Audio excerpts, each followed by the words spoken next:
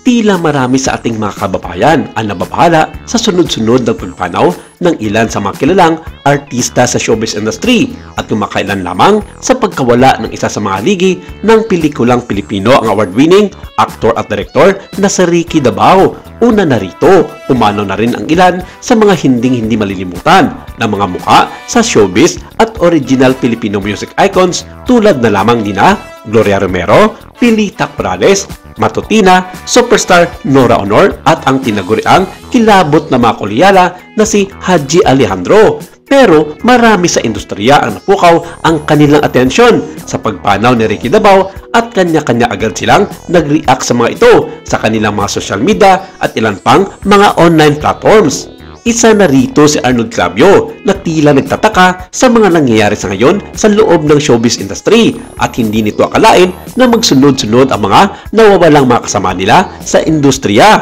Siya rin ang nagkuhain nitong huli na kailangang magpadasal sa lahat ng mga istasyon ng telebisyon at radyo sa buong Pilipinas para sa mga artistang Pilipino at naniniwala siya na isa itong premonition sa lahat ng mga membro sa industriya. Nag-post si Arnold Clavio ng kanyang reaksyon sa hindi napapanahong pagpanaw ni Ricky Dabao at sa Instagram nagpayag ng kalungkutan ang kapuso veteran broadcaster dahil sa hindi magandang balita. Ibinahagi ni Igan ang kanyang reaksyon sa hindi napapanahong pagkamatay ng veteranong aktor at direktor.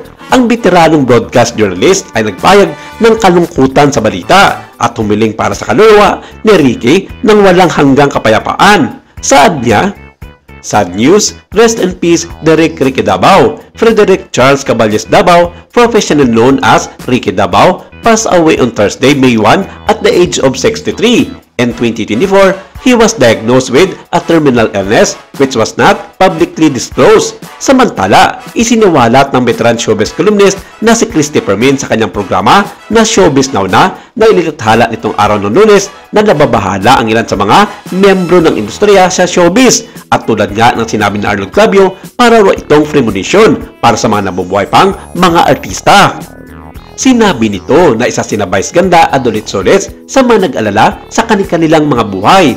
Sinabi ni Christopher Min na noon pa man hindi nagugustuhan ng kabulbol star ang mga nababalitaan nitong may namamatay sa kasama nila sa industriya. Hindi niya maipaliwanag kung bakit ganito na lang daw mag-react si Vice, gayong lahat naman ng mga taong nabubuhay sa mundo ay may hangganan at walang exempted dito. Katulad ni Vice, isa rin daw sa mga nag-alala sa kanyang buhay ang kapwa manager at showbiz columnist na si Manay Lolit Soles. At sa kabila ng pagpanaw ni Ricky Dabao, nagpaabot din ng kanyang pagkikiramay si Manay sa mga naulila ng aktor. Sa ngayon, patuloy ang pagpapagamot at pagpalakas ng veteranong showbiz columnist kung saan may dinadala itong sakit sa kanyang kidney at patuloy ang pagdadialysis para sa agarang pagaling nito.